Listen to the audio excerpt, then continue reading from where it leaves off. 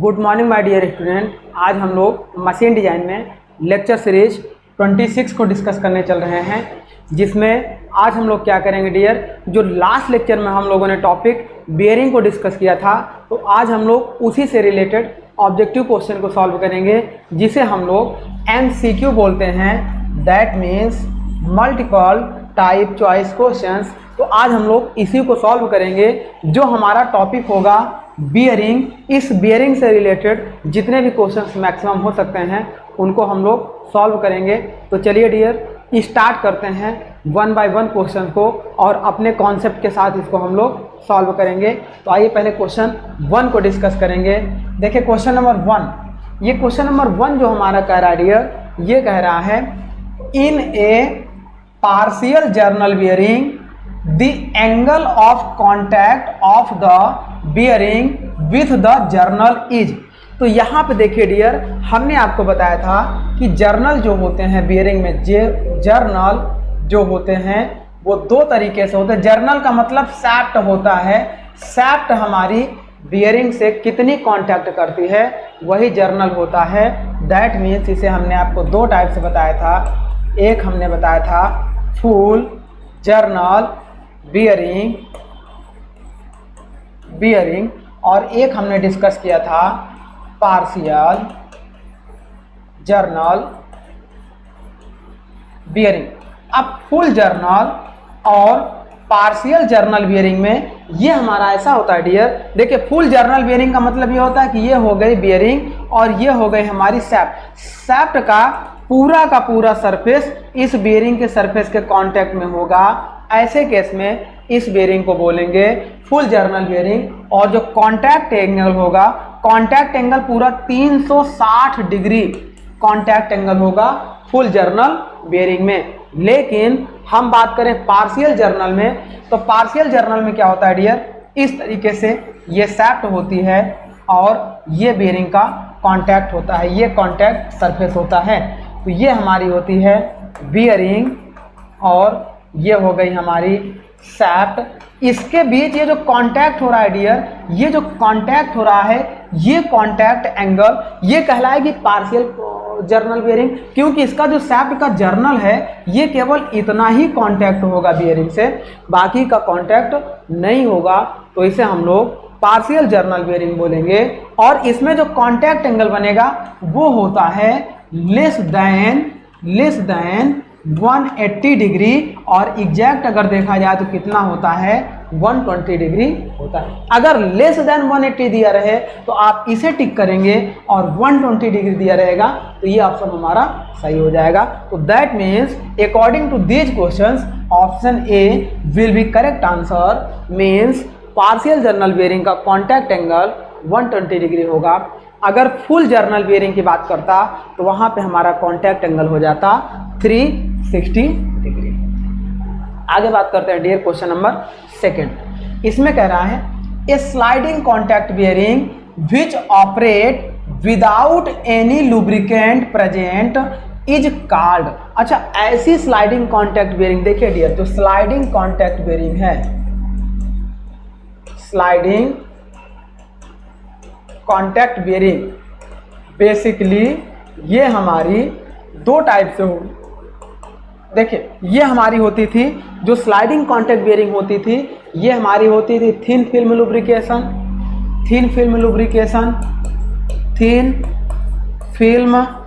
Lubrication, मतलब lubrication बहुत पतला हो। बहुत पतले का मतलब metal to metal contact possible होगा इसमें। दैट मीन्स हमारा कोई जैसे स्लाइडिंग सिटकिनी वगैरह जैम हो जाए तो हम 2-4 बूंद ऑयल की डाल दें उसमें तो वहाँ लुब्रिकेशन हो जाएगा, लेकिन मेटल टू मेटल कांटेक्ट रहेगा थोड़ा बहुत। ऐसे बियरिंग को बोलेंगे थिन फिल्म लुब्रिकेशन। सेकंड हमारा होता था thick film lubrication, thick film lubrication. इसमें क्या होगा dear, metal to metal contact नहीं होगा और इसमें बीच में लुब्रिकेंट्स अवेलेबल होंगे। ये दो तरीके से होता था डियर, थिक फिल्म लुब्रिकेशन दो तरीके से होता था, हाइड्रो डायनेमिक लुब्रिकेटेड बियरिंग, और ये होता था हाइड्रो स्टैटिक लुब्रिकेटेड बेयरिंग। ये दो टाइप से होता था डियर। नेक्स्ट हमारा क्या होता था, थर्ड हमारा होता था zero film lubrication. Zero film lubrication या इसी को हम लोग सेल्फ लुब्रिकेशन कहते हैं। Self lubrication. सेल्फ लुब्रिकेशन का मतलब ये हो गया dear, metal to metal contact होगा लेकिन वहां मेटल ही घिस कर एक लुब्रिकेशन बनाएगा।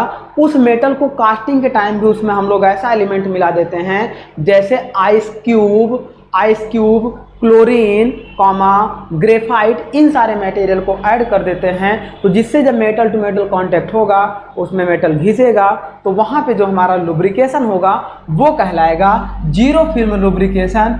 इस लुब्रिकेशन में कोई भी एक्सटर्नल लुब्रिकेंट की रिक्वायरमेंट नहीं होगी।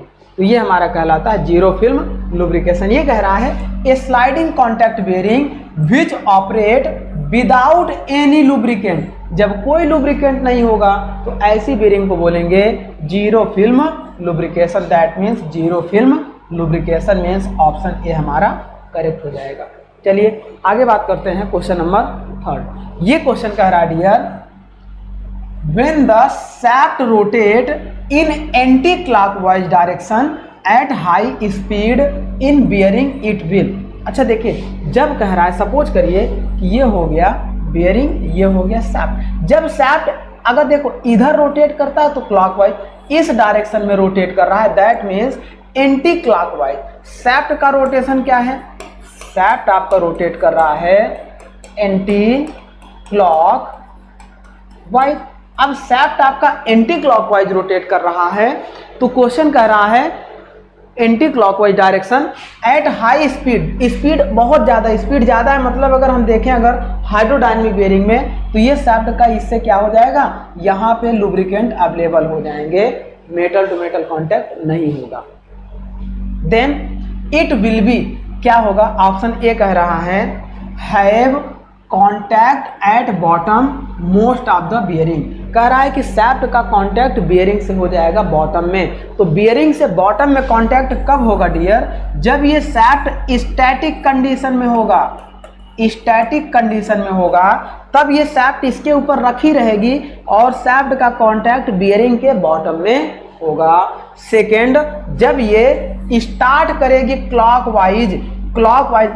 एंटी क्लॉकवाइज स्टार्ट करेगी तो आप देखिए ये इस डायरेक्शन में राइज करेगी, क्लाइंब करेगी और हाई स्पीड पे ये कुछ यहाँ पे आ जाएगी और इनके बीच में गैप। तो ये कह रहा है ये कांटेक्ट ये रॉन्ग हो जाएगा क्योंकि स्टैटिक कंडीशन में बॉटम पे कांटेक्ट होगा। बी ऑप्शन कह रहा है move towards right of the bearing making the metal to metal contact. जब हाई स्पीड हो जाएगा डियर तो मेटल टू मेटल कांटेक्ट नहीं होगा, यह सेपरेट हो जाएगी।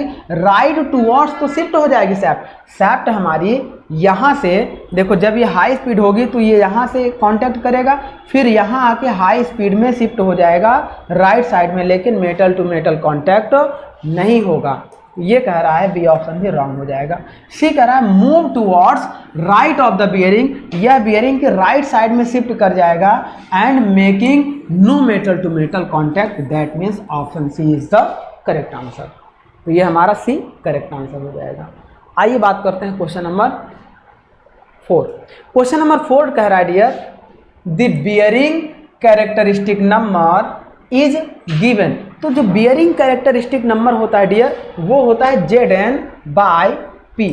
Zn/P is the bearing characteristic number होता है where P is the bearing pressure on the projected bearing area. जो प्रोजेक्टेड बियरिंग एरिया होगा वहाँ पे P आपका बियरिंग प्रेशर होता है एंड Z होता है absolute viscosity of the lubricant. Viscosity आपकी दो टाइप की होती है डियर, विस्कोसिटी आपकी दो टाइप की होती है। एक आपकी विस्कोसिटी होती है, एक डायनेमिक विस्कोसिटी और एक काइनेमेटिक विस्कोसिटी होती है। यहाँ पे हम लोग जो विस्कोसिटी होती है उसी को एब्सोल्यूट विस्कोसिटी के नाम से भी जानते हैं। तो absolute viscosity of the lubricant हो जाएगी एंड एन आपका हो जाएगा स्पीड ऑफ द जर्नल, किस स्पीड से रोटेट कर रहा है। तो बियरिंग कैरेक्टरिस्टिक नंबर आपका हो जाता है bearing characteristic number Zn/P। That means option C आपका करेक्ट हो जाएगा।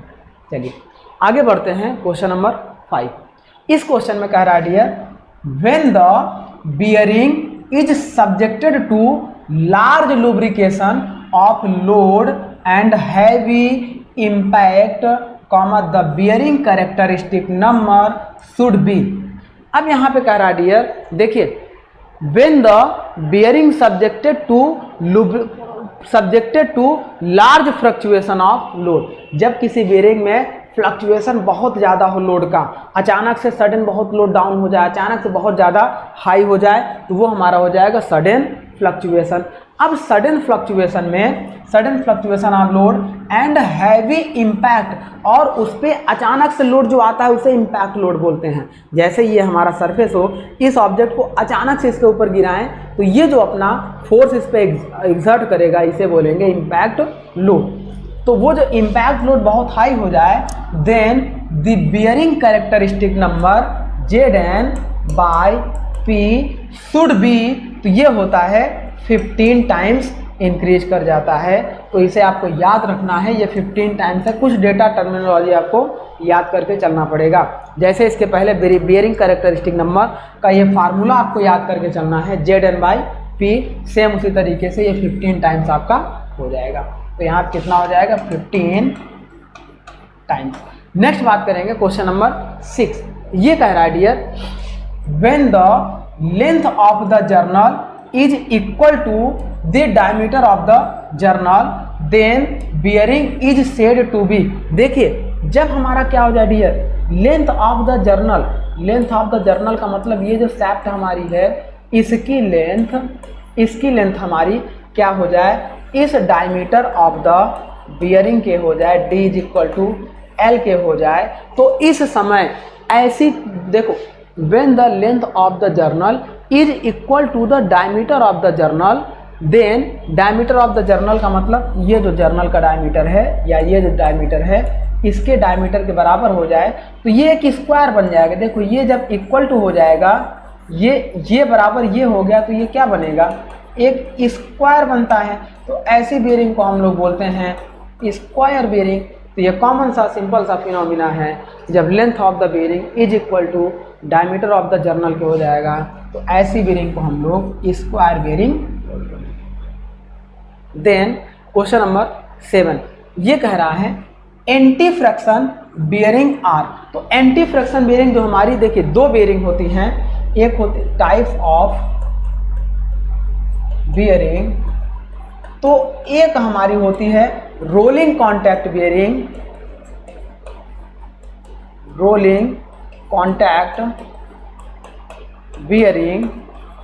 और एक हमारी होती है स्लाइडिंग कॉन्टैक्ट बियरिंग।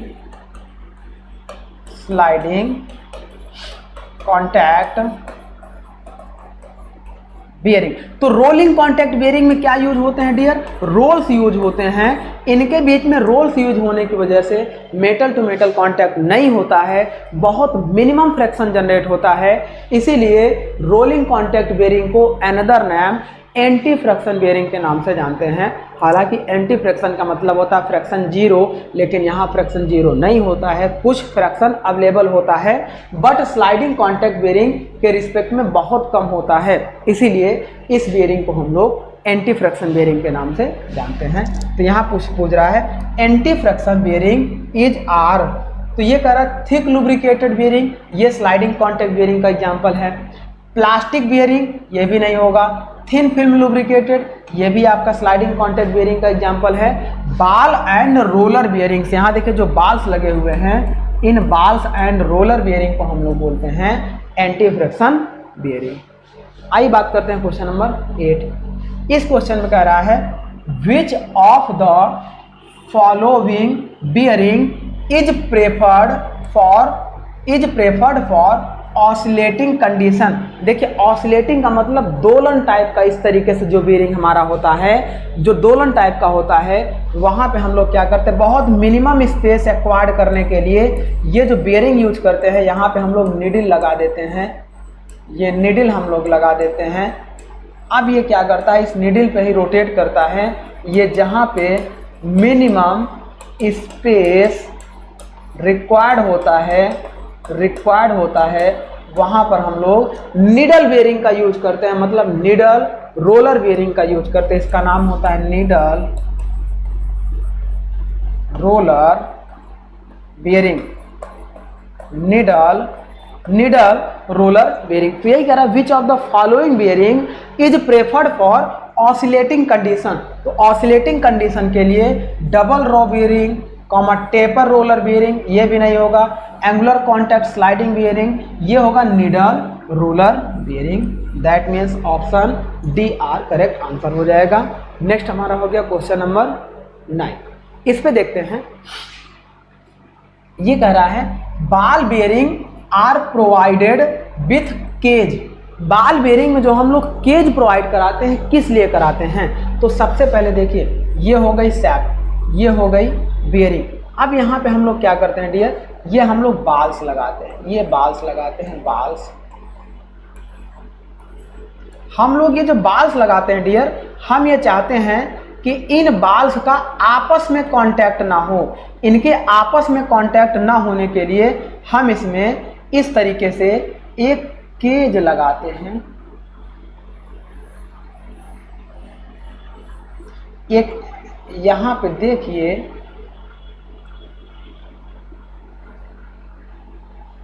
यहाँ पे इस तरीके से ये जो केज हम लोग लगा देते हैं, तो इस केज की वजह से, ये जो केज हमारा है, इस केज की वजह से ये बाल्स इसके कांटेक्ट में नहीं आते हैं, ये बाल्स इसके एक दूसरे के कांटेक्ट में नहीं आते हैं। तो इस वजह से हम लोग, ये पार्ट हमारा होता है बियरिंग केज, और ये पार्ट हमारा हो गया अपर, और ये पार्ट हो गया inner race and outer race, और ये हमारे हो गए, देखिए ये हो गए बियरिंग रोल्स। कई टाइप के होते हैं, स्पेयर टाइप के हो गए, सिलेंडर टाइप के हो गए, टेपर टाइप के हो गए, नीडल टाइप के हो गए, तो ये इस टाइप के होते हैं। और ये हमारा होता है आउटर रेस एंड ये हमारा होता है इनर रेस। तो बियरिंग में 4 पार्ट होते हैं, outer race, inner race, cage and roller. तो केज को हम लोग यूज करते हैं 2 बाल्स को आपस में कांटेक्ट में नहीं होने के लिए। तो क्वेश्चन यहाँ पूछा गया है the ball bearing provided with cage. Option A है टू रिड्यूस फ्रैक्शन। क्या ये फ्रैक्शन को रिड्यूस करने के लिए यूज किया जाता है? यहाँ बाल्स का यूज किया जाता है फ्रैक्शन को रिड्यूस करने के लिए, ताकि इनर रेस का आउटर रेस से कोई कांटेक्ट ना हो, जिससे इन दोनों के बीच में पॉइंट कांटेक्ट या लाइन कांटेक्ट बने, पॉइंट कांटेक्ट बने, तो वहाँ पे फ्रैक्शन मिनिमाइज किया जा सके। तो फ्रैक्शन को मिनिमाइज करने के लिए बाल्स का यूज करते हैं, रेस का यूज नहीं करते हैं, सॉरी हम लोग केज का यूज नहीं करते हैं। सेकेंड ऑप्शन है to maintain the balls at fix distance apart. तो 2 बाल्स के बीच में फिक्स डिस्टेंस को बनाए रखने के लिए केज का यूज करते हैं। दैट मीन्स बी ऑप्शन हमारा करेक्ट हो जाएगा। तो ये हो गया हमारा बी ऑप्शन करेक्ट। सी कह रहा था टू प्रिवेंट द लुब्रिकेंट के लिए बने, फैसिलेट स्लिपिंग, तो ये सारी चीज़ें नहीं होंगी। और क्वेश्चन नंबर 10 इसमें कह रहा है if the load on A ball bearing is hall it's life. यदि कह रहा है किसी बॉल बेयरिंग पे लोड हम हाफ कर दें, तो हम सीधी सी बात है, यदि पी लोड था तो ये हमारी मान लीजिए कि n मिलियन रिवोल्यूशन इस बेयरिंग की लाइफ थी। यदि हम लोड को P/2 कर दें तो सीधी सी बात है लाइफ आपकी डबल हो जाएगी, सॉरी डबल नहीं हो जाएगी, लाइफ आपकी बढ़ जाएगी। ये लगभग आपकी 8 टाइम्स बढ़ जाती है, ये डबल नहीं 8 टाइम्स बढ़ जाती है। यदि लोड को हम लोग हाफ कर देते हैं तो इसकी लाइफ 8 टाइम्स बढ़ जाती है। ये क्वेश्चन आया हुआ भी है। तो इस तरीके से जब लोड हाफ हो जाता है, तो if the load of ball bearing is halve then its life is increase 8 times. That means option A कह रहा है रिमेन अनचेंज, ऑप्शन बी कह रहा है इंक्रीज 2 टाइम्स, ये भी नहीं होगा, इंक्रीज 4 टाइम्स, ये हो जाएगा increase 8 times. That means option D हमारा करेक्ट हो जाएगा। चलिए आगे बढ़ते हैं क्वेश्चन नंबर 11।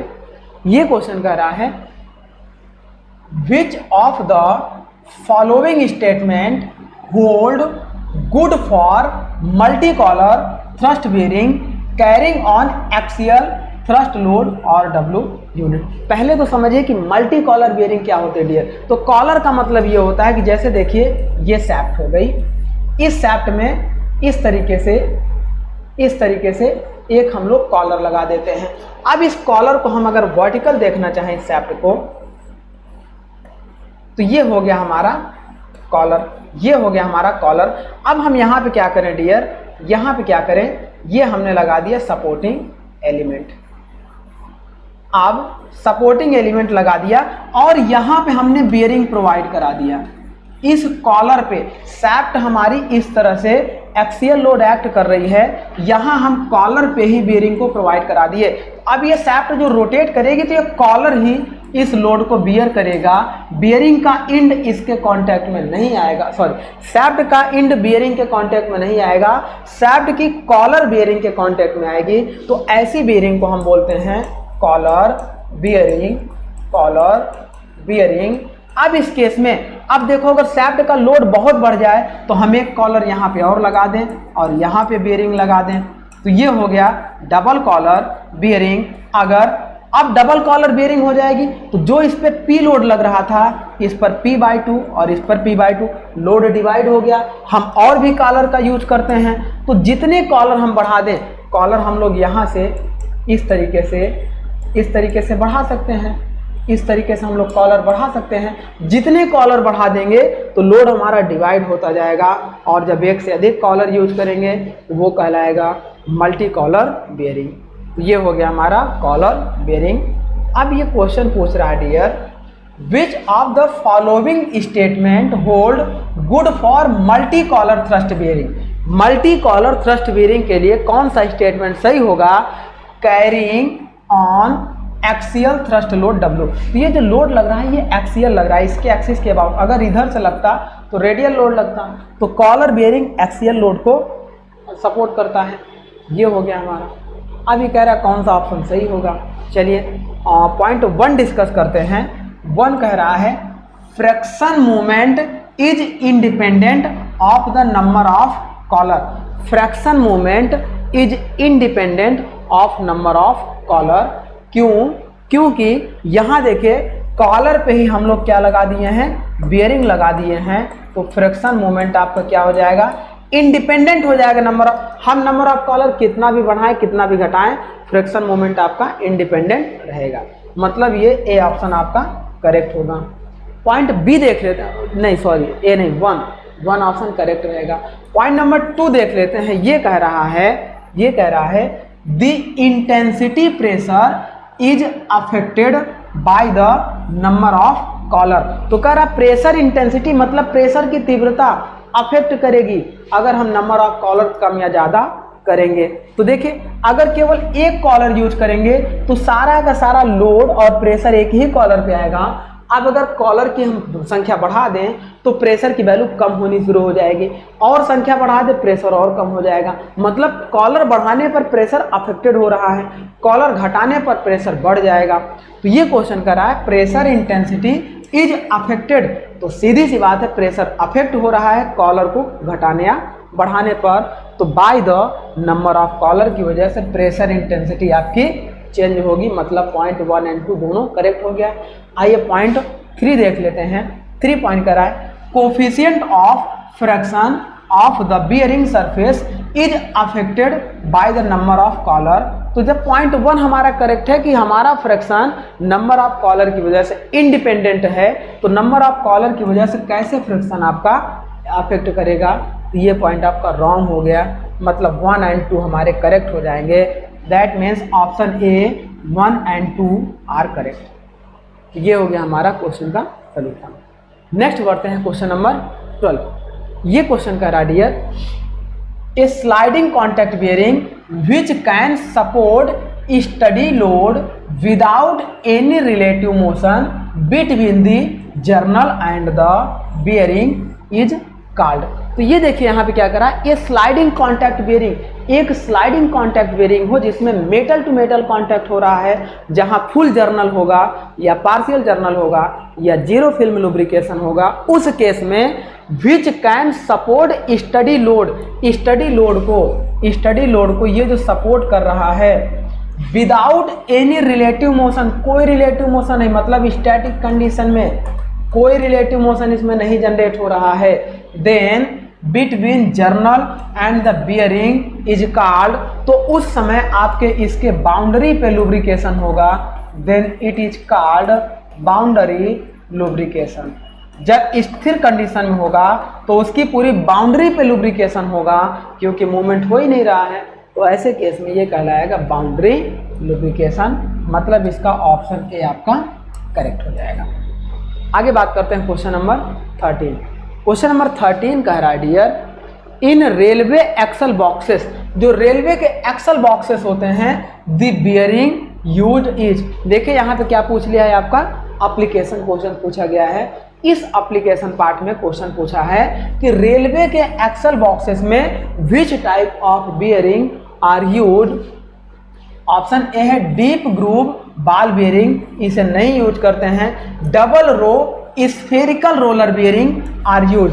रेलवे एक्सेस में हम लोग क्या करते हैं डियर, डबल रो का मतलब एक बियरिंग ये हो गई, डबल रो मतलब जैसे इस तरीके से हम लोग यूज करते हैं, तो ये हमारी शाफ्ट हो गई, तो ये हमारे क्या होते हैं, सॉरी ये हमारे हो गए रोलर्स और ये हमारे हो गए रोलर्स। तो double row spherical rollers are used, इस तरीके से हम लोग यूज करते हैं। Double row spherical rollers are used in railway boxes, तो इसका आंसर होता है double row spherical roller bearing. Next बात करते हैं क्वेश्चन नंबर 14। ये क्वेश्चन कह रहा है regrinding journal bearing under film lubrication condition, which of the following statement is correct fractional resistance is.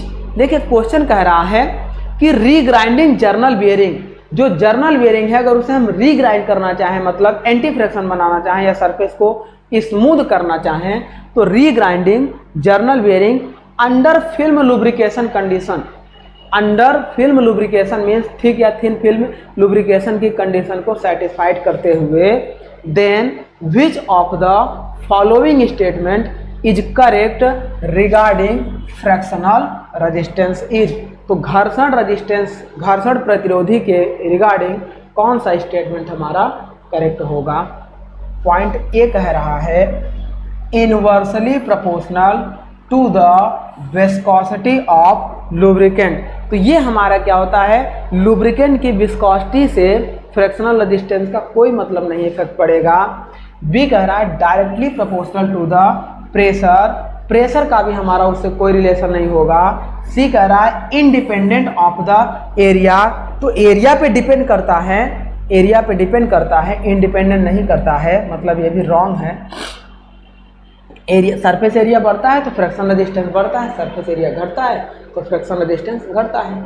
Next कह रहा है proportional to the speed of the rotation, तो जितनी स्पीड बढ़ेगी, ये जर्नल बियरिंग में जितनी स्पीड बढ़ेगी उतना आपका क्या होगा, उतना आपका फ्रैक्शन रेजिस्टेंस कम होगा, और जितने, तो ये क्या होता है, स्पीड पर डिपेंड करता है, रोटेशन ऑफ स्पीड पर।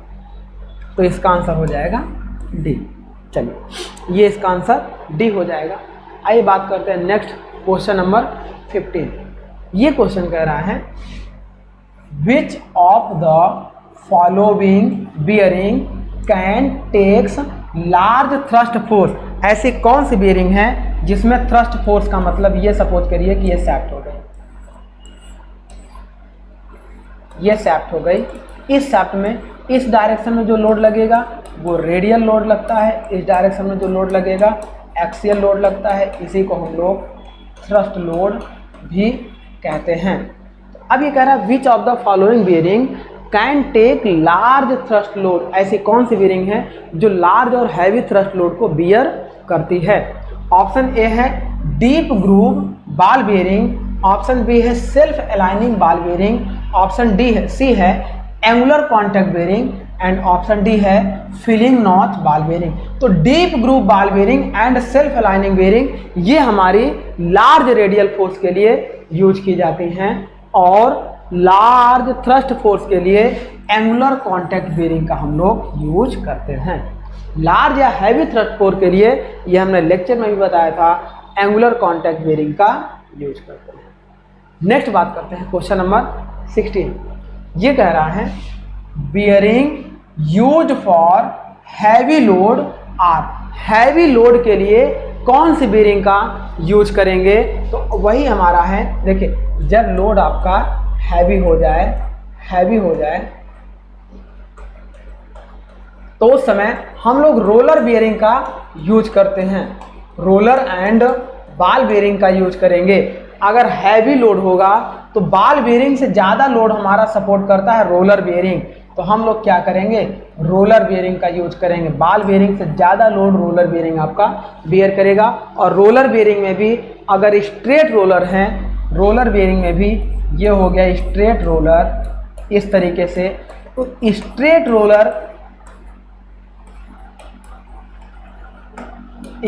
रोलर की कैपेसिटी कम होगी अगर हम यहाँ पे इस तरह से टेपर रोलर्स का यूज करेंगे, तो टेपर रोलर की कैपेसिटी और ज़्यादा होगी। तो ये ऑप्शन इसका हो जाएगा बी। नेक्स्ट बात करते हैं क्वेश्चन नंबर 17 नंबर क्वेश्चन कह रहा है इन हाइड्रोडायनेमिक बियरिंग, हाइड्रोडायनेमिक बियरिंग में मतलब थिक फिल्म लुब्रिकेशन बियरिंग में कौन सा ऑप्शन हमारा सही होगा? तो पॉइंट 1 कह रहा है the oil film pressure is generated only by the rotation of the general. तो जो हम लोगों ने बियरिंग डिस्कस किया था sliding contact bearing, sliding contact bearing, ये हमने 3 तरीके से डिस्कस किया था, thin film lubrication, thick film comma zero film. तो थिन फिल्म में बहुत पतली फिल्म यूज करेंगे, मेटल टू मेटल कांटेक्ट होगा। जीरो फिल्म में भी मेटल टू मेटल कांटेक्ट होगा, लेकिन वहाँ पे metal as a graphite, as a ice cube, as a chlorine, तो इन सबको हम लोग यूज करते हैं। और थिक फिल्म में हम लोग क्या करते हैं? 2 टाइप का यूज करते हैं, hydrodynamic and hydrostatic. Hydrodynamic and hydrostatic use करते हैं। हाइड्रोडायनेमिक में क्या होता है? बियरिंग ऐसी होती है स्टैटिक पोजीशन में सैफ्ट सीधे वर्टिकली डाउन पोजीशन में कांटेक्ट करता है, और अगर ये एंटी क्लॉकवाइज रोटेट कर रहा है तो स्लो स्पीड पे ये इधर क्लाइंब करेगा। देखिए ये ऐसे रोटेट कर रहा है तो यहाँ क्लाइंब करके यहाँ कांटेक्ट होगा, और हाई स्पीड में ये राइट साइड में शिफ्ट कर जाएगा, और इनके बीच में क्या होगा? ये ऐसे रोटेट कर रहा है तो यहाँ से फ्लूइड आपके प्रेशर करेंगे और इस तरीके से ये रोटेट करता रहेगा। तो ये एट फुल स्पीड, ये एट मिनिमम स्पीड, और ये हो जाएगा at zero speed hydrodynamic bearing. और इसमें फ्लूइड आपका प्रेशर, फ्लूइड प्रेशर इस स्पीड, जितनी स्पीड सैफ्ट की बढ़ेगी उतना फ्लूइड आपका प्रेशर एक्ट करेगा और ये सैफ्ट से इसका कांटेक्ट हट जाएगा। हाइड्रोस्टैटिक बेरिंग में क्या होता है?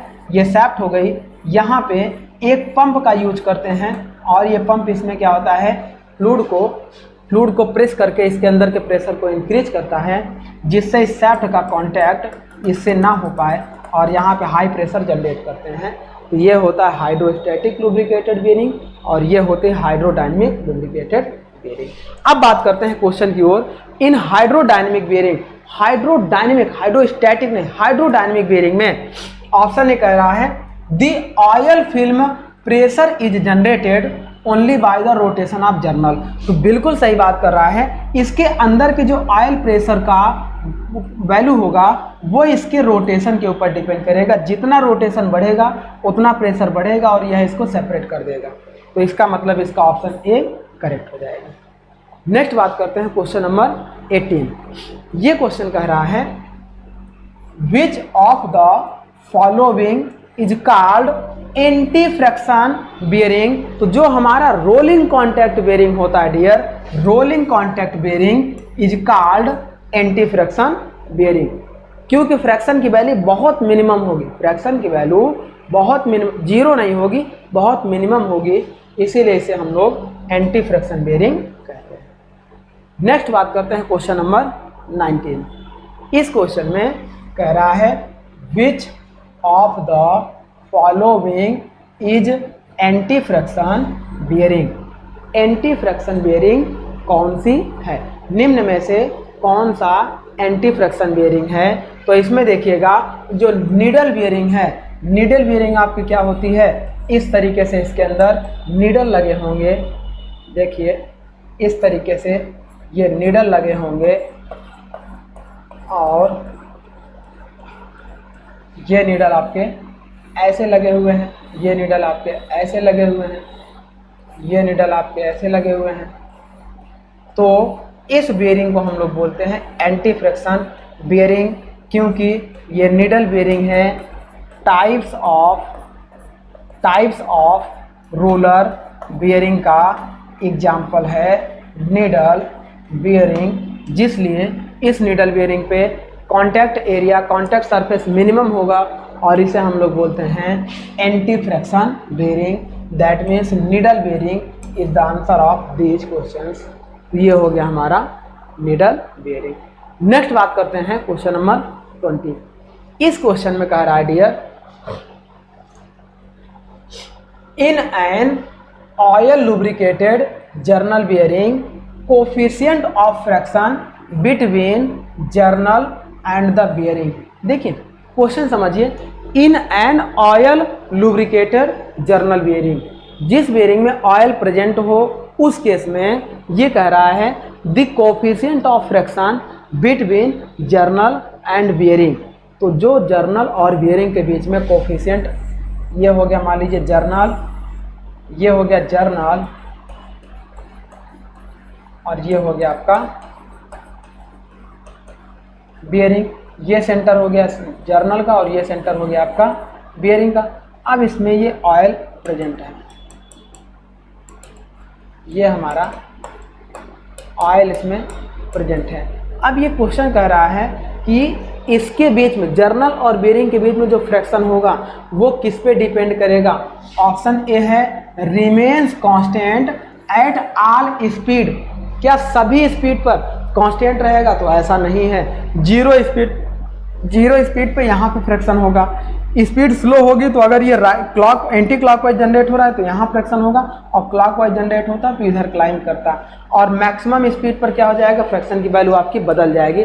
तो यह ऑल स्पीड पर फ्रैक्शन की वैल्यू कांस्टेंट नहीं होगी, यह स्पीड के ऊपर डिपेंड करेगा कि स्पीड घटेगी बढ़ेगी तो फ्रैक्शन की वैल्यू चेंज होगी। नेक्स्ट बात कर रहे हैं, देखिए जब ये हाई स्पीड पे हो जाता है तो metal to metal contact separate हो जाएगा, तो हाई स्पीड पे फ्रैक्शन बहुत मिनिमम हो जाएगा और लो स्पीड पर मैक्सिमम होगा, इसीलिए स्पीड पर यह डिपेंड करता है फ्रैक्शन की वैल्यू। ये हो गया रॉन्ग। नेक्स्ट ऑप्शन है is minimum at zero speed and increase monotonically with increase in speed. तो ये रॉन्ग है डियर। ये हमारा क्या होता है, मैक्सिमम होता है जीरो स्पीड पर और मिनिमम होता है हाई स्पीड पर। यह जस्ट उल्टा हो गया। तो इस क्योंकि जब स्टैटिक कंडीशन में होगा तो यहाँ पे फ्रैक्शन क्या होगा, मैक्सिमम, और जब धीरे धीरे स्टार्ट होगा तो फ्रैक्शन की वैल्यू डिक्रीज करेगी। सी ऑप्शन है is maximum at zero speed and decrease with monotonically. Decrease नहीं होगा डियर, यहाँ इंक्रीज होगा। इंक्रीज होगा मतलब ये भी ऑप्शन रॉन्ग है। ये तो सही था कि maximum at zero speed, zero speed पर तो मैक्सिमम होगा, लेकिन जब स्पीड बढ़ाएंगे तो वो क्या हो जाएगा, चलिए नहीं, ये मोनोटोनिकली डिक्रीज ये नहीं होगा, with increase speed. D option देखते हैं, becomes minimum at optimum speed. तो देखिए ऑप्टिमम स्पीड पर इस पे फ्रैक्शन की वैल्यू क्या होती है, मिनिमम होती है, और then increase with further increase the speed. तो यहाँ पे क्या होता है, एक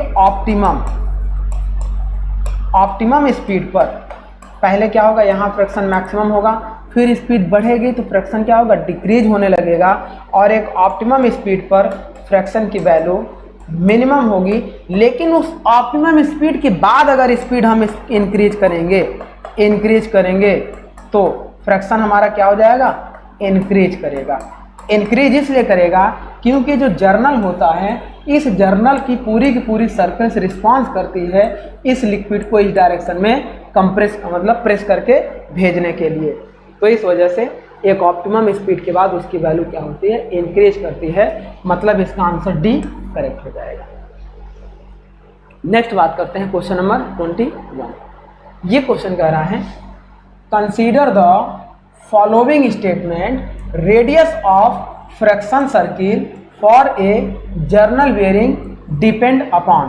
तो जो हमारा ये होता है, जैसे जर्नल बेयरिंग हो गई, ये हो गया कॉन्टैक्ट, ये हो गया कॉन्टैक्ट। अब ये रेडियस ऑफ कॉन्टैक्ट, ये रेडियस ऑफ कॉन्टैक्ट जो हमारा है, ये कह रहा है consider the following statement, radius of circle for a journal bearing. Radius of circle, ये जो सर्किल है ये कह रहा है बेयरिंग डिपेंड अपॉन, यह किस पर डिपेंड करता है।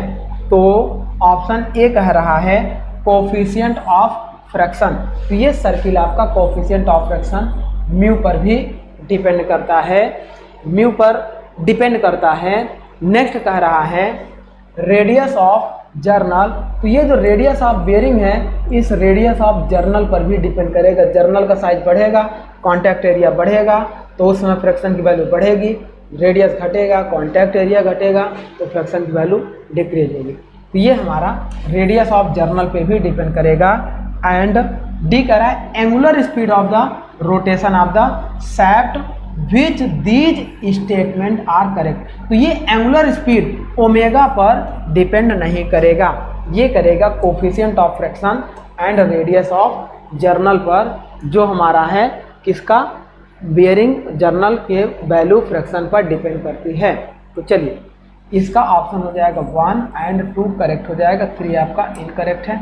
ये कह रहा है which of the statement are correct.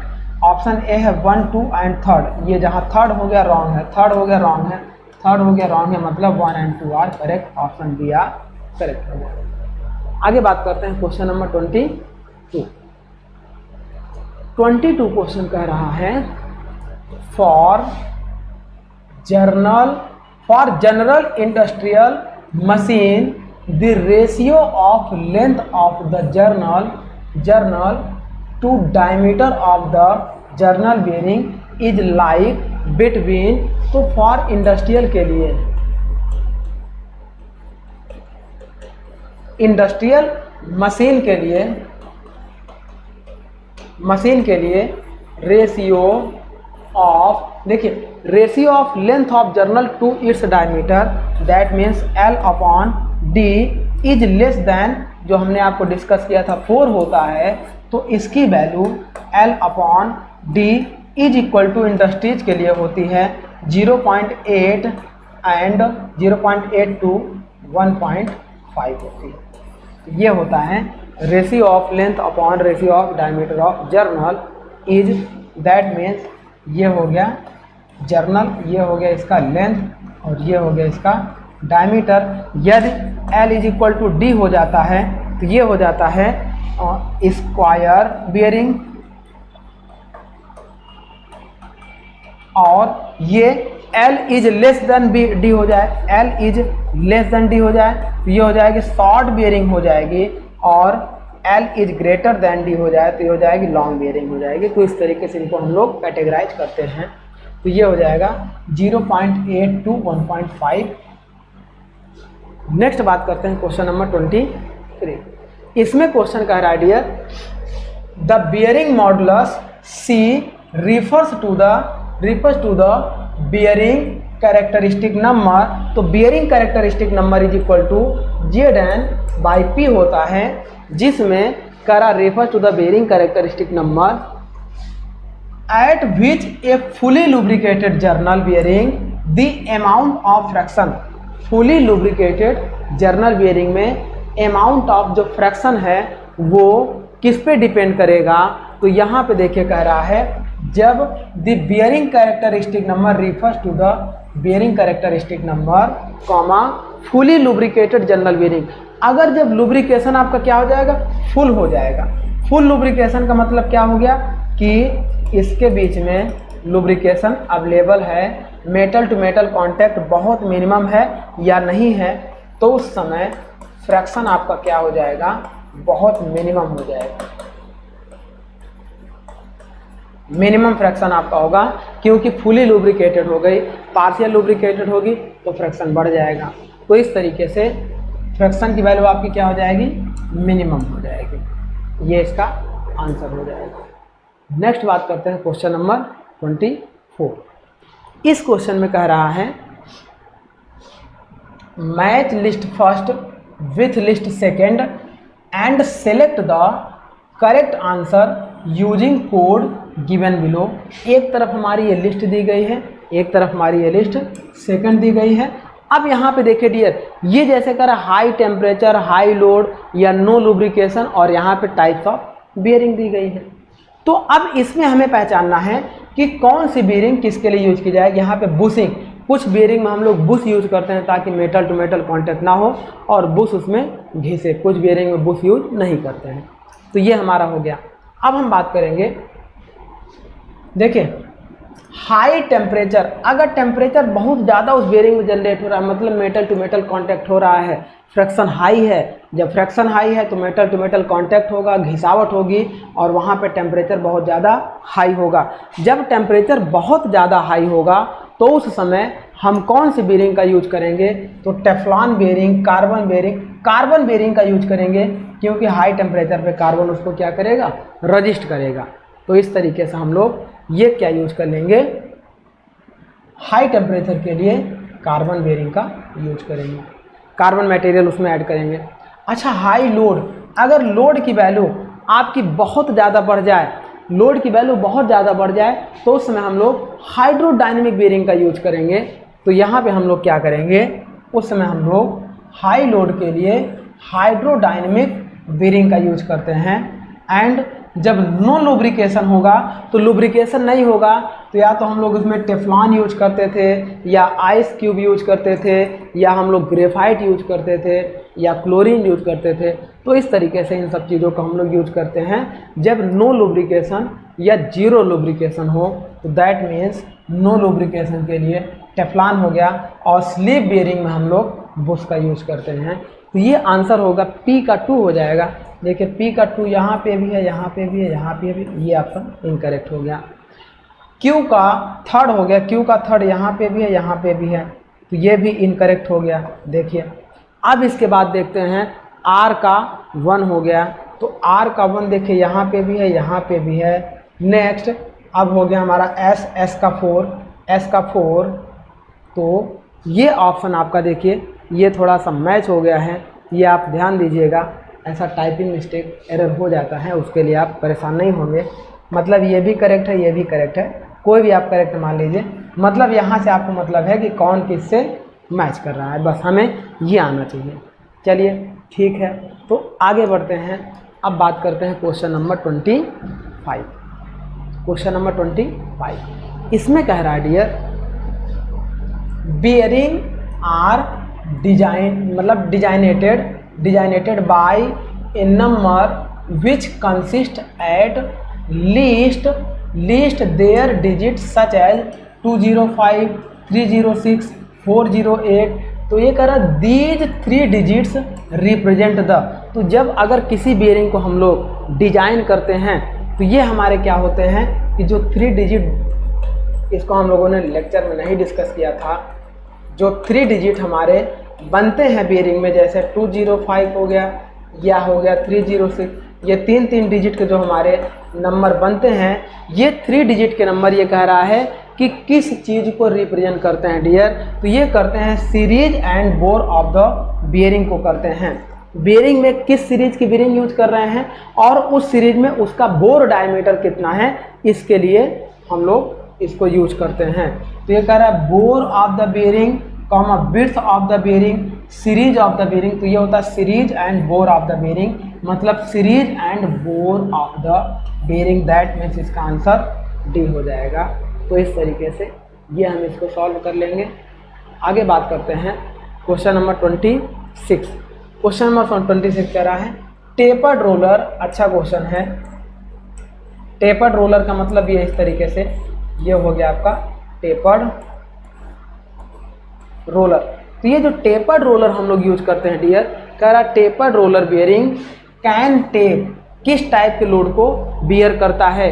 क्या ये केवल रेडियल लोड को बियर करेगा, या केवल एक्सियल लोड को बियर करेगा, या both radial and axial load को बियर करेगा, and the ratio of these being less than 1 होगा, या मतलब एफ आर